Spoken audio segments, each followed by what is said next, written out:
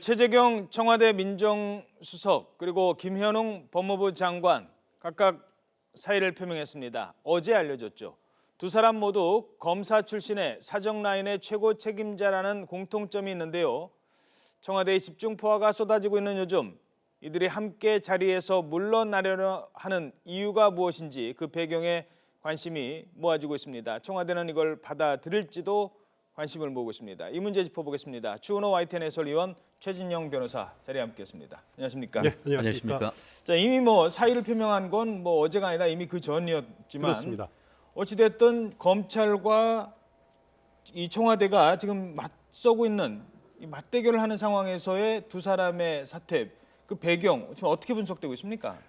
본인들은 일단 공직자의 도리라는 표현을 썼습니다. 예. 그러니까 대통령이 거의 피의자 수준으로 검찰 발표가 났고 최순실과 공범학이라고 발표한 상황에서 어떻게 보면은 이 사정 라인을 책임지고 있는 두 책임자가 이렇게까지 된 상황에 대해서 어쨌든 책임을 져야 된다라는 그것이 이제 공직자의 도리다라는 식으로 이제 본인들은 표현을 했고요.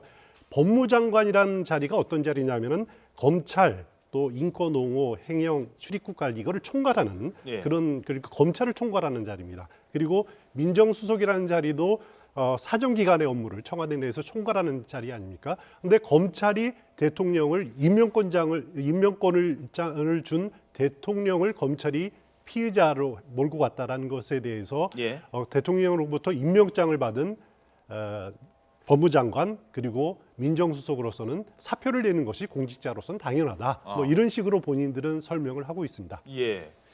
자, 그런데 또 예를 들어서 법무부 장관 같은 경우는 지금 상황이 검찰과 청와대가 부딪힌 상황에서 본인이 좀 처신에 좀 어려움을 느꼈다. 이렇게 지금 얘기를 하고 있는데 네네.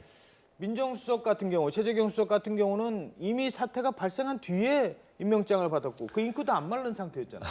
그렇습니다. 실제로 지난 그 11월 18일 날 그 임명장을 받았고 그리고 지난 11월 20일 일요일 날 오전에 이제 검찰이 박근혜 대통령을 이른바 공동정범으로 사실상 기재를 한 공소장을 기소를 하니까 그 다음 날 이번 주 월요일 날 지금 사표를 제출했다 이렇게 얘기가 나오고 있는데요.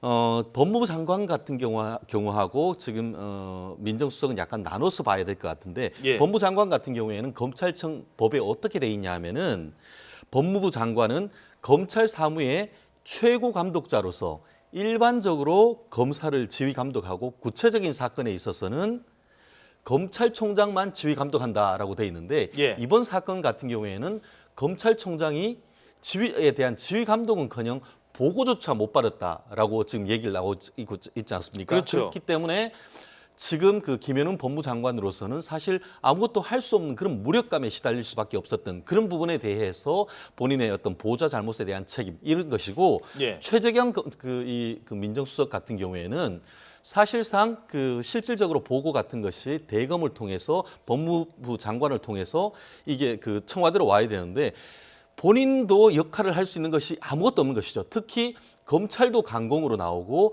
박근혜 대통령도 강공으로 나오는 가운데서 본인의 입지는 전혀 없었던 것이죠.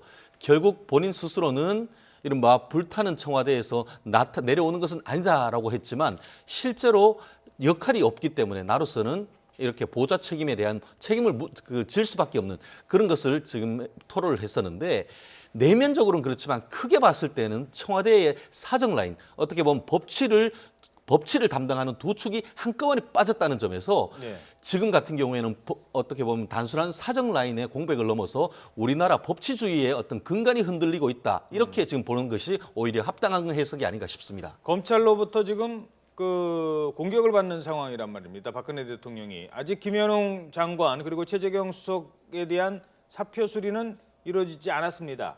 마음이 떠난 사람인데 계속 잡아놓기도 그렇다고 그냥 내보낼 수도 없는 상황인데 지금 수세에 몰린 청와대가 이거 어떻게 할 것 같습니까?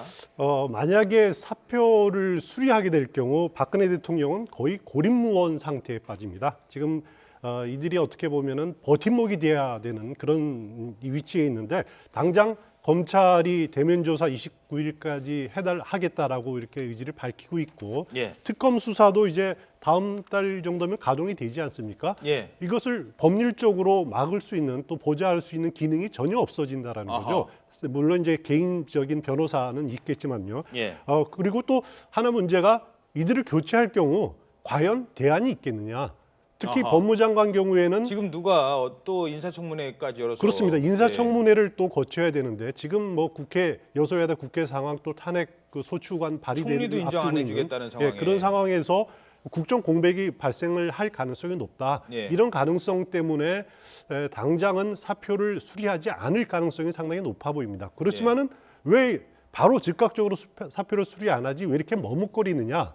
그것을 놓고는 오히려 어떤 측면에서 보면은 김순환 검찰총장을 겨냥한 것이 아니냐 이런 분석도 나오고 있습니다. 뭐냐면은 검찰총장 역시 대통령으로부터 임명장을 받은 사람인데 어허. 같은 사정 라인의 법무장관 민정수석은 사표를 내는데 김순환 검찰총장은 왜 검찰을 총지휘할 그 사람이 사표를 안 내고 있느냐에 대한 김순환 총장에 대한 압박용으로 아직까지는 사표를 수리 안 하고 있다. 이런 분석도 해볼 수 있습니다. 오히려 자 그러면 공격을 하는 검찰의 총장을 뭐 압박을 할 수 있는 그런 카드로 사용하겠다 뭐 그런 측면도 있는 거네요 이번 사태를. 예, 저는 충분히 그렇게 보여지고요. 예. 사실 그 우리 그 헌정사에 보면은 지난 2003년이죠. 김가경 검찰총장이 예. 넉 달 만에 사퇴를 한 적이 있습니다. 당시에는 그 노무현 전 대통령이 취임 직후였는데 그때 노무현 전 대통령이 이런 표현을 했죠. 취임 직후에 검찰 수뇌부를 믿을 수 없다라고 예. 발언하니까 바로 사퇴를 했는데